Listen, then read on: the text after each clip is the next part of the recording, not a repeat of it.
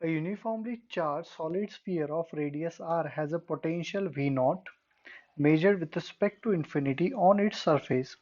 For this surface, the equipotential surfaces with potential 3V naught by 2, 5V naught by 4, 3V naught by 4, V naught by 4 have radius R1, R2, R3 and R4 respectively. Then okay तो आपको ये जो distance है R1, R2, R3, R4 इसके बीच का relation बताना है।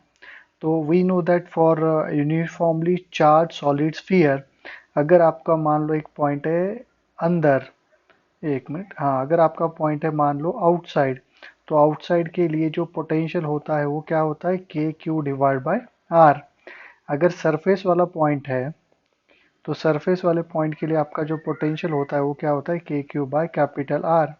And inside वाला पॉइंट है तो आपका पोटेंशियल होता है K Q divided by 2r³ into 3r² minus R square. तो ये तीनों फार्मूला आपको अच्छे से पता होने चाहिए। अच्छा, आप लोग सेंटर के लिए भी डिस्कस करते हो बट बाद में हम वो सॉल्यूशन के अंदर आ जाएगा सेंटर वाला ऑटोमेटिकली। उसने क्या बोला है, a uniformly charged solid sphere of radius r has a potential of v naught on its surface। तो इसका वैल्यू उसने क्या दिया है, v naught दिया है, राइट, ये वैल्यू v naught है। तो अभी बाकी के लिए हम लोग सॉल्व करते हैं। उसके बाद देखो क्या दिया है कि जो इक्वी पोटेंशियल सरफेस है उनका पोटेंशियल क्या है, 3v0/2। तो एक है 3v0/2, एक है 5v0/4, एक है 3v0/4 एंड एक है v0/4। अच्छा, इसको थोड़ा सॉल्व करें तो ये आएगा 1.5v0, ये आएगा 1.25v0, ये आएगा कितना 0.75v0 एंड ये आएगा 0.25v0। अभी ये पोटेंशियल देखो, हमें पता है कि सरफेस पे कितना पोटेंशियल है, वी नॉट है, राइट। एंड सरफेस के अंदर जाओगे आप लोग, सेंटर की तरफ जाओगे सॉलिड स्फीयर के अंदर, तो पोटेंशियल बढ़ते जाता है। अच्छा, सेंटर पे हम लोग देखेंगे, चलो एट सेंटर कितना आता है, तो एट सेंटर अगर आप लोग देखोगे मतलब small R is equal to क्या है, कैपिटल आर। तो v का वैल्यू क्या आ जाएगा, K Q divided by 2r³ into 3r² होगा। तो ये r² कैंसिल हो गया, ये क्या आ जाएगा 3/2 के क्यू बाय आर आ जाएगा। अच्छा, के क्यू बाय आर मतलब क्या है, वी नॉट है। तो v का वैल्यू क्या हो जाएगा 3/2 V naught which is equal to 1.5 V naught, right. तो सेंटर पे कितना पोटेंशियल है, 1.5 वी नॉट है। सरफेस पे कितना है, वी नॉट है। तो देखो होगा क्या, ये वाला जो पॉइंट है, ये पॉइंट कहाँ पर है, सेंटर पे है। एंड सरफेस का कौन सा है, वी नॉट है, मतलब ऑब्वियस है कि ये पॉइंट इनसाइड होगा सरफेस एंड सेंटर के बीच में। ये 0.75 मतलब ये आउटसाइड पॉइंट होगा और ये वाला कौन सा पॉइंट है, आउटसाइड पॉइंट है। तो अभी हम लोग one by one formula use कर सकते हैं। पहले देखो आपको क्या दिया है, पोटेंशियल का वैल्यू दिया है उसने 3v0/2। हालांकि हम लोगों ने इसके लिए सॉल्व किया है, तो आपको क्या मिला, इसके लिए जो रेडियस मिला वो कितना मिला, 0 मिला, क्योंकि सेंटर पे इतना पोटेंशियल मिलता है ना। बाद में सेकंड सॉल्व करते हैं हम लोग, कि आपको बोला गया है कि पोटेंशियल कितना है, 5v0/4 है। एंड वी 5v0/4 मतलब अंदर वाला पॉइंट है। तो अंदर v क्या वैल्यू क्या होता है, K Q divided by 2r³ into 3r² minus R square 5/4। अच्छा, वी नॉट का वैल्यू क्या है, K Q divide by are है। तो यहाँ पर के क्यू कैंसिल होगा, एक आर चला गया, ये आर चला गया, ये टू भी चला गया। तो लेफ्ट साइड पे देखो 3r² minus R square divided by R square बचेगा। राइट साइड पे क्या बचा, 5/2 बचा, राइट। ओके, तो इसको क्रॉस मल्टीप्लाई करते हैं, 6r² minus 2r² is equal to 5r²।